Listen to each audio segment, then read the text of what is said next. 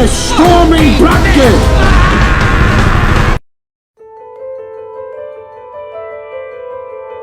What's going on, everyone? So Warrior came out in September of 2011, turns 10 this year, so I figured it would give me a very good excuse to actually decide to review this film, because I like this film. I like this film quite a bit, and I'll never forget when it first came out. I remember seeing the trailer and saying, that looks really good. But not many people had heard about it, at least in my high school. I remember telling a lot of people about the movie, and they were like, nah, I'm not going to see it. They just kind of brushed it off because, you know, they hadn't heard of it. So just brushed it aside. And I unfortunately wasn't able to see it in theaters. I would have, you know, obviously at this point in my life, I would have seen it. But the problem is, the household I grew up in, it was one of those things where it almost felt like 1950s in terms of I wasn't able to see it in theaters because of foul language. I know. But anyways, so I decided to obviously put a hold on it at the library. So that way when it would come out on DVD, I would be able to see it. Now, keep in mind, with holds on the library, a little bit of background information. When you put a hold on a movie at the library, a lot of times there's like 20 or so people in line ahead of you. So obviously it goes down the line, and then usually I would get a hold on a movie from like several months after it came out on DVD. With Warrior, I was the first person to get it. I'll never forget that. It came out on DVD and Blu-ray, and I was the first person to get the hold on the library. And the reason why I'm saying all this is because people didn't know about this movie. It made like $5 million at the box office. Not many people knew about it. It's an indie film. But by the end of 2012, a lot of people in my high school knew about the movie, and I'm like, screw you guys. You guys could have seen it in theaters. You guys could have seen it right away. And now it's currently, you know, very high up on IMDb, and it has a lot of great reviews and everything. It has, I would say, a cult following. And for good reason. This is a very, very well done movie. It is definitely one of the best sports films I've personally seen. And in case you don't know what the movie's about, I'm not going to spoil anything for this review, but it's about two brothers that both are unfortunately estranged. And they have their father who's trying to essentially bring the two brothers back together. Whilst at the same time, these two brothers are both trying to fight for different reasons. Not going to explain those reasons, but they're both fighting for different reasons in a tournament to essentially win $5 million. This is a film that, for me personally, you know, I obviously loved the emotional core between the brothers right away. But 10 years later, with my relationship with my two brothers now, it's a lot more poignant, to be honest. Like, it's a lot more emotional for me because, you know, right now I'm estranged from my two brothers. My one brother I haven't seen in, 3 years, and my other brother I haven't seen in like a year or so.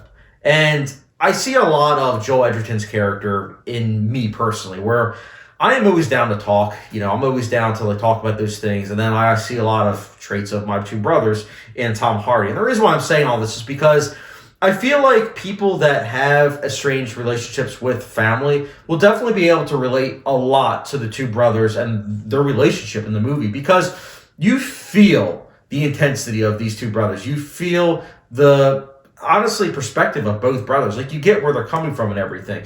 And you see that, you know, honestly, it's not one of those things where it's an easy fix, because they both have so much heartbreak and so much anxiety and so much pent up energy of everything that's been going on over the years, and just that lack of communication. And I like that. I think it's very interesting because, again, it feels very grounded in reality, unfortunately. The character development with these two brothers is also very great because, again, it's conveyed through these two performances, Joel Edgerton and Tom Hardy, and they're incredible. I also want to give a huge shout out to Nick Nolte, who is incredible. I think this is one of his best performances that I personally have ever seen. I also like the handheld camera work. Like, the cinematography, I think, is really good. It's very gritty looking.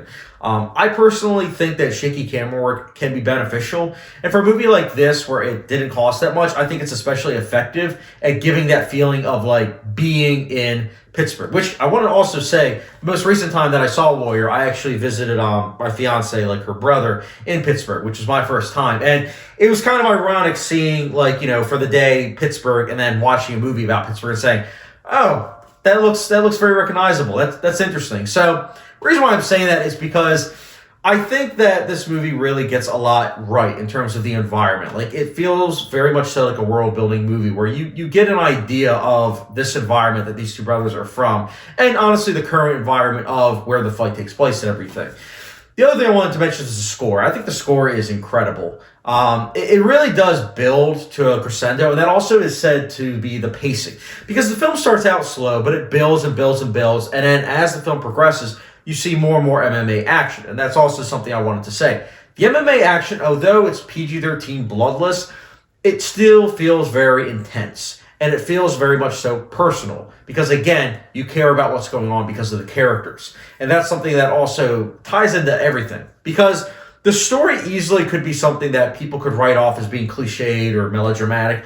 But what is conveying through all that is the acting and just the honest directing of Gavin O'Connor. He really gives it his all. And honestly, he puts a lot of cliches on their head with giving a lot of, honestly, freshness to the genre. And that's something that I can't say enough. This definitely feels like it easily could have been melodramatic. It easily could have been formulaic. But instead, it feels very fresh. And that's something that I have to give props to the entire cast and crew. This movie also, as I already mentioned, with pacing-wise, it's great in that category. But with how it leads to that ending is so emotional, man. And honestly, I'm glad that it ended the way that it did because it felt so emotional. It just for me personally, like it was good. It was really good, man. But going with that, again, not going to spoil anything with what happens in the final act, but the whole final act drama that occurs, that's something that I also really loved because, again, not spoiling anything, but I absolutely loved how with the two brothers, because you cared so much about them and you were able to see both perspectives, you weren't really sure who to root for because you felt very conflicted. And going back to what I always say on this channel, and how life isn't black and white, this movie showcases that there's a lot of gray in life, and sometimes when you're put in a situation where you care about two individuals, you're left saying, I don't know what to do.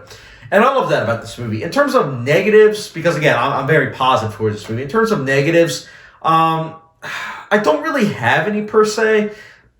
There were a couple times here and there where I thought that I don't want to say it's unrealistic, but there were a couple things that I thought could have been maybe handled a bit better in terms of conveying it, but it's honestly nitpicks, honestly, at that point. But it's still a great movie. I loved it. One other thing I wanted to mention is that I remember when this film came out, there's one scene, again, not spoiling anything, but there's one scene involving like a military guy. He's like running and he goes to the encampment and he, picks up like a camera and he's like watching footage. And I'll never forget when I saw it for the first time because 2011 was when I first started doing short films for high school. And those cameras I was using for high school were the same cameras that were in the movie. So I thought that was kind of intriguing. And again, 10 years later, I'm like, that's realistic because 10 years ago, that was something that was affordable and probably would have been used for the military because it's not too expensive. So just throwing it out there. In terms of realism, I thought that was also cool because I still remember when the movie came out and I was using the same exact camera that they were using in the movie. But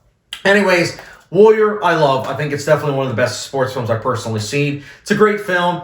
Even if you don't like sports, I think the emotional core will get to you. And honestly, Warrior, I'm giving a very high recommendation and 4.5 and 5-star rating, which gets the good old Tabasco rating. So, yeah, Warrior, would highly recommend you check it out. If you have seen it, let me know your thoughts in the comment section down below. And if you want to talk about any spoilers, comment section down below. I'll be more than happy to talk about it in the comment section. And as always, guys, thank you very much for watching. With the subscription, notification bell, and I'll catch you guys later.